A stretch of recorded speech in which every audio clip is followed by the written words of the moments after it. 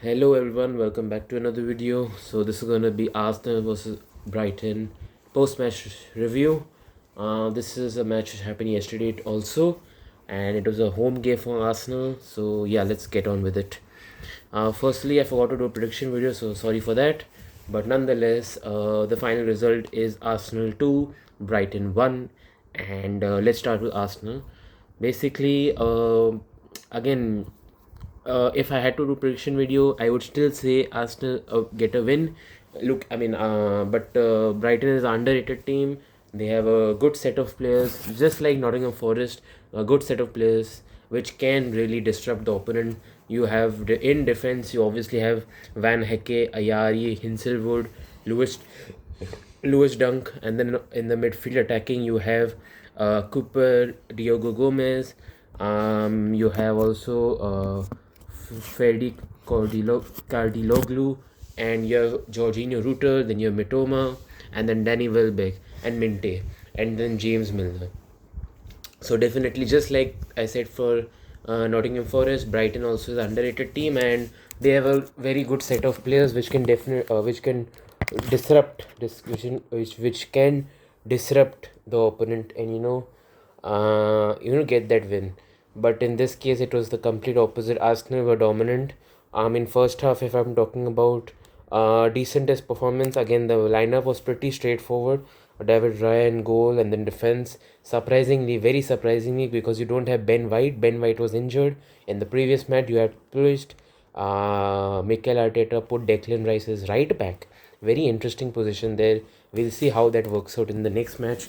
But nonetheless, right back for Declan Rice. Say, William Saliba is back. Gabriel was on the bench, still not fit to play, but he was on the he was fit to play, but not like like a longer like for a long time, maybe just a few minutes. So Gabriel Magalhaes was on the bench, but in the actual lineup, William Saliba and Piero Hincapié started as centre backs, and Lewis Kelly obviously with the left back. Midfield was pretty simple: Zubimendi, Odegaard, and Merino. And attacking also was pretty straightforward: Bukayo Saka right wing, Victor Gyökeres striker, and Leandro Trossard as a left winger. Yeah, so definitely strong lineup against this Brighton team. Actually, if I'm talking about the goals, first goal scored by Martin Odegaard, good finish, left foot finish into the bottom right corner, good finish from him. And then if I'm talking about the second goal for Arsenal, actually comes off a own goal from Jorginho Rutter from the Brighton team.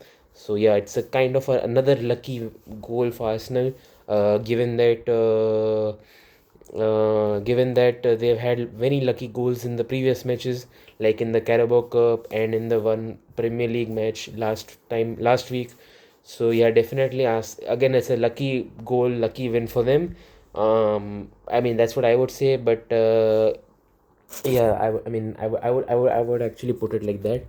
So yeah, substitutes used there was Gabriel Jesus for Victor Gyökeres, Gabriel Martinelli for Trossard, and Gabriel Magalhaes for Lewis Kelly. So those are the only three substitutes of the game. Meanwhile, Eberchi Eze was on the bench. Eze, Norgard, Madueke, and Ethan Waneri. So these four players unused subs in that game against Brighton. Talking about Brighton, decent performance. In the first half, did not have much of the ball, but still they looked to push forward and get the ball ahead. Try to get the ball and make some chances and get into that Arsenal penalty, like not penalty, in that box area basically. Few players did contribute, like Josh Hinselwood, Ayari with a few chances as well. Gruda, Diogo Gomez. So definitely, yeah, they had their chances first half, were not able to convert it. Let's talk about second half now.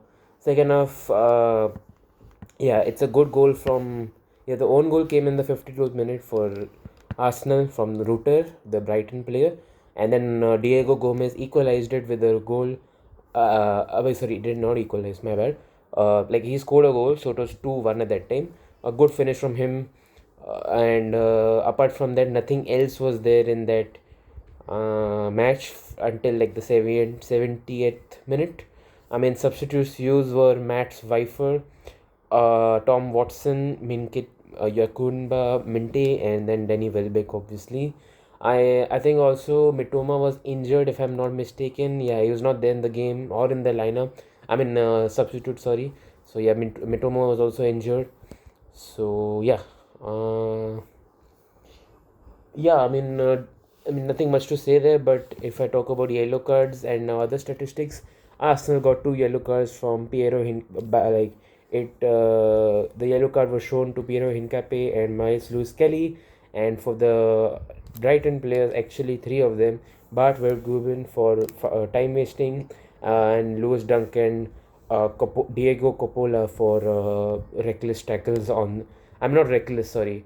A bad tackle on the Arsenal players, and yeah, that's pretty much about it. If I just look at the stats, obviously, 53% possession for Arsenal, 18 shots total, 5 on target, passes 435 as compared to 399, and Brighton had 8 shots, which was 3 on target. So yeah, but Brighton had the most fouls of 13, like 13, similar to what Man City did yesterday, and they got 3 yellow card, but Man City got 2 yellow card yesterday, and Arsenal had 8 fouls in total. So yeah, passing accuracy just off by 3%, 87% for Arsenal, and Brighton had 84. And yeah, I mean that's pretty much it. A good win for us. I mean, I keep saying good win, but it's always lucky at this point of time, because since like last 4 matches, Arsenal getting lucky wins like again and again and again. So yeah, I mean in the Carabao Cup we've already seen, in Premier League we already saw last weekend, and this time yesterday also we saw again as a own goal. So yeah, definitely another lucky win, I would say, for Arsenal.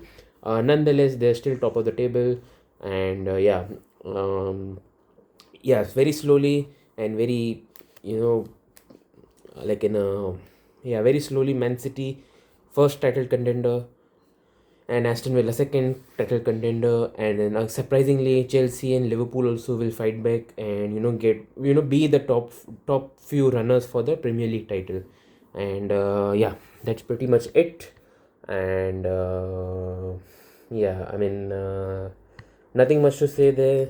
That's it for this video. Hope you like that video. And yeah, lucky win for Arsenal. Brighton could have done better.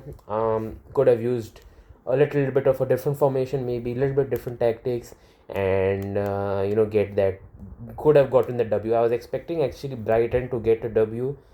If I had done a prediction video, as I said at the start, Brighton could have got a win, but I thought Arsenal, obviously, if they're doing so good in UCL, if they're doing so good in Carabao, and now I mean Premier League also, I mean Arsenal will get a win.